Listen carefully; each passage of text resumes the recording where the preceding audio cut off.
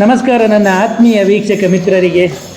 ನಾನು ಇವತ್ತು ಬಂದಿದ್ದೇನೆ ಶ್ರೀಕೃಷ್ಣ ಮಠ ಉಡುಪಿಗೆ. ಇವತ್ತು ನಾವು ಒಳಗಡೆ ಹೋಗಿ ದರ್ಶನವನ್ನು ಪಡೆಯುವುದು ಕಷ್ಟ ಅಂತ ಹೇಳಿ ಇಲ್ಲೇ ಕನಕನ ಕಿಂಡಿಯಲ್ಲಿ ದೇವರಿಗೆ ಕೈಮುಗಿದೆ. ಶ್ರೀಕೃಷ್ಣ ದೇವರು ಎಲ್ಲರಿಗೆ ಆಯುರ ಆರೋಗ್ಯ ಭಾಗ್ಯವನ್ನು ಕರುಣಿಸಿ ಮನಸ್ಸಿಗೆ ನೆಮ್ಮದಿಯನ್ನು ಕರುಣಿಸಲಿ ಎಂದು ನಿಮ್ಮ ಪರವಾಗಿ ನಾನು ಪ್ರಾರ್ಥನೆಯನ್ನು ಮಾಡುತ್ತೇನೆ. ಅಷ್ಟಮಿಯ ಪ್ರಯುಕ್ತ ಶ್ರೀಕೃಷ್ಣ ಮಠದ ದ್ವಾರದಲ್ಲಿ ತುಂಬ ಸುಂದರವಾಗಿ ಹೂವಿನ ಅಲಂಕಾರವನ್ನು ಮಾಡಿದ್ದರು. ದ್ವಾರದಿಂದ ಮುಂದೆ ಬಂದು ಕುತ್ತಿಗೆ ಮಠದ ಎದುರುಗಡೆ ಬಂದಾಗ ಕಣ್ಣಿಗೆ ಬಟ್ಟೆ ಕಟ್ಟಿ ಮಡಿಕೆಯನ್ನು ಒಡೆಯುವ ಸ್ಪರ್ಧೆಯನ್ನು ಅಲ್ಲಿ ನೆರವೇರಿಸಿದ್ದರು.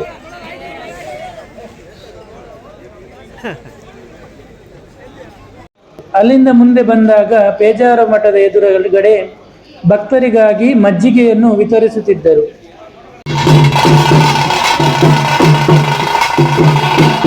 ಉಡುಪಿಯ ಅಷ್ಟಮಿಯಂದು ಹುಲಿ ಕುಣಿತ ನೋಡಲಿಕ್ಕೆ ಹುಲಿಯನ್ನು ಹುಡುಕಬೇಕಂತಿಲ್ಲ.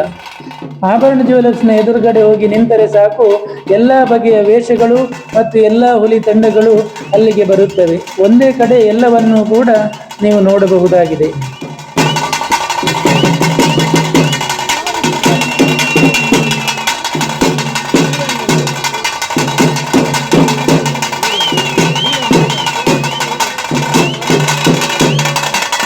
ಹುಲಿ ತಂಡದಿಂದ ಅಬ್ಬರದ ಹುಲಿಯ ವೇಷ ಕುಣಿತ, ವಿವಿಧ ಬಗೆಯ ಸಾಹಸಮಯ ತಾಲೀಮು ಕಸರತ್ತುಗಳು ನೆರೆದಿದ್ದ ಜನರನ್ನು ಮಂತ್ರಮುಗ್ಧರನ್ನಾಗಿಸಿತ್ತು. ಆ ತಾಸೆಯ ಶಬ್ದ ಆಲಿಸುವುದೇ ಒಂದು ಚಂದ.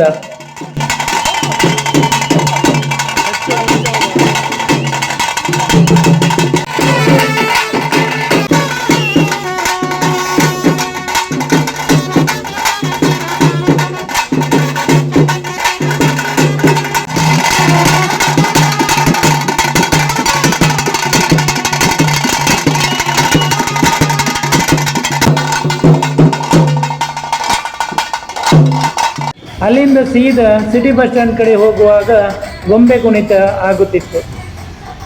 ಅದನ್ನು ನೋಡಿಕೊಂಡು ಸೀದಾ ಮುಂದೆ ಹೋದೆ. ಸಂಜೆ ಹೊತ್ತಿಗೆ ರಥಬೀದಿ ಕಡೆಗೆ ಬಂದಾಗ ವಿರಾಟ್ ಕೊಹ್ಲಿ RCB ಟೀಮ್ನ ಜೊತೆಗೆ ಕಪ್ಪನ್ನು ಹಿಡಿದುಕೊಂಡು ಸೆಲೆಬ್ರೇಷನ್ ಮಾಡ್ತಾ ಇದ್ರು.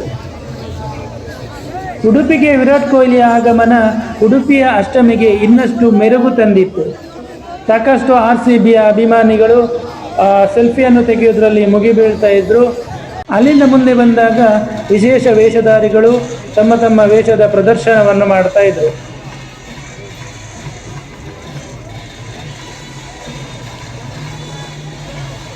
ಅಲ್ಲಿಂದ ಮುಂದೆ ಸಾಗಿದಾಗ ಜನರ ಮಧ್ಯೆ ಸಿಕ್ಕಿಕೊಂಡು ಅನ್ನವಿಠಲದ ವೇದಿಕೆಯ ಮುಂದೆ ಹೇಗೋ ಬಂದು ನಿಂತೆನು. ಅನ್ನವಿಠಲ ವೇದಿಕೆಯಲ್ಲಿ ಹುಲಿವೇಷ ಕುಣಿತ ಬರುತ್ತಿತ್ತು.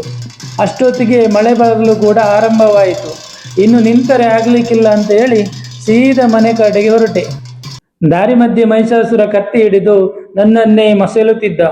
ಮಹಿಷಾಸುರನಿಗೊಂದು ಬಾಯಿ ಮಾಡಿ ಸೀದಾ ಮನೆ ಕಡೆ ಹೊರಟೆ. ಇನ್ನೊಂದು ವಿಡಿಯೋದಲ್ಲಿ ಭೇಟಿಯಾಗೋಣ. ಎಲ್ಲರಿಗೂ ನಮಸ್ಕಾರ. ಈ ವಿಡಿಯೋ ಇಷ್ಟ ಆದರೆ ಒಂದು ಲೈಕ್ ಮಾಡಿ, ಇನ್ಫಾರ್ಮೇಟಿವ್ ಅನಿಸಿದರೆ ಶೇರ್ ಮಾಡಿ, ಮತ್ತು ನಿಮ್ಮ ಅಭಿಪ್ರಾಯ ಏನಾದರೂ ಇದ್ದರೆ ವಿಡಿಯೋದ ಕಮೆಂಟ್ ಬಾಕ್ಸ್ನಲ್ಲಿ ಕಮೆಂಟ್ ಮಾಡಿ. ಎಲ್ಲರಿಗೂ ನಮಸ್ಕಾರ.